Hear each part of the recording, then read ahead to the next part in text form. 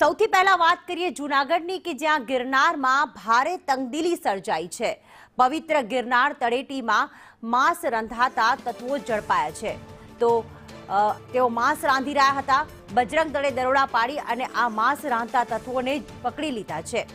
મહાશિવરાત્રી પહેલા આસ્થા દુભાવતા ભારે રોષ વ્યાપ્યો છે। તો રાજસ્થાની શખ્સો દ્વારા અશુદ્ધિ ફેલાવવાનો આક્ષેપ કરવામાં આવી રહ્યો છે। ધાર્મિક નગરી ગણાય છે ગિરનારની તળેટી અને ત્યાં પવિત્રતા જોખમાતા ભક્તો પણ રોષે ભરાયા।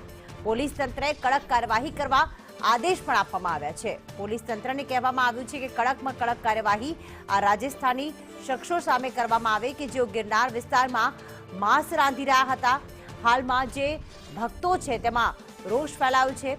બજરંગ દળના દરોડા બાદ હિન્દુઓની જ્યારે આસ્થા દુભાઈ છે ત્યારે પોલીસ તંત્ર પર કડક કાર્યવાહી કરી રહી છે। મચ્છી મટન બનાવતા હતા, અમારા કાર્યકર્તા અહીંથી ગુજરેલા એટલે એને ધ્યાનમાં આવતા મને જાણ કરેલી।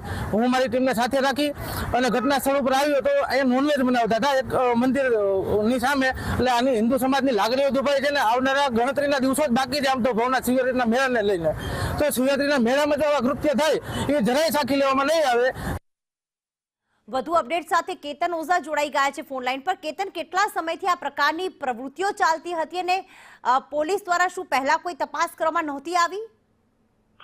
ચોક્કસ પ્રીતિ કે જે રીતે ગઈકાલે મોડી રાતની આ ઘટના છે, ખાસ કરીને જે શિવરાત્રીનો મેળો ચાલી રહ્યો છે તેની તૈયારીઓના ભાગરૂપે અને મજૂરો કામ કરવા માટે આવ્યા હતા। રાજસ્થાન મજૂરો છે આ તેનો ખોરાક જ આ હોય છે તેને લઈને જે છે તે ત્યાં લોકો અંદાજ નહોતો કે તે અહીં જે રસોઈ બનાવે છે તે ન બનાવવાની હોય છે, પરંતુ જે બજરંગ દળ છે તેમને કાર્યકર્તા ત્યાંથી પસાર થતા હતા તેમને આ રસોઈ બનાવતા જોતા અને તેમને ત્યાંથી પોલીસને ફોન કર્યો હતો। પોલીસે તાત્કાલિક ઘટના સ્થળે આવી અને તેમને પકડીને લઈ ગયા છે। તેમની સામે ગુનો નોંધાય છે કે કેમ તે હજી સ્પષ્ટ થયું નથી, પરંતુ જે રીતે ઘટના બની છે તે સ્પષ્ટ કહી શકે કે જે ભવનાથ વિસ્તાર છે ને ગિરનાર તળેટીનો જે વિસ્તાર છે ત્યાં જે માંસ મટન ખાવાની છે તે મનાઈ હોય છે અને તેને પ્રતિબંધ મૂકવામાં આવ્યો છે। તેને લઈને પણ જો કાર્યવાહી કરવામાં આવશે કે કેમ તે પણ એક જોવાનું રહ્યું। ખાસ કરીને જે રીતે અત્યારના ઘટના બની છે તેને જે હિન્દુ લાગણી દુભાઈ છે તેને લઈને બજરંગ દળવાળા છે તે આક્રોશમાં છે અને તેમને આગામી સમયમાં પણ જો આવી કોઈ પ્રવૃત્તિ થશે તો કડકમાં કડક જે કાર્યવાહી કરવા માટેની પણ તેઓને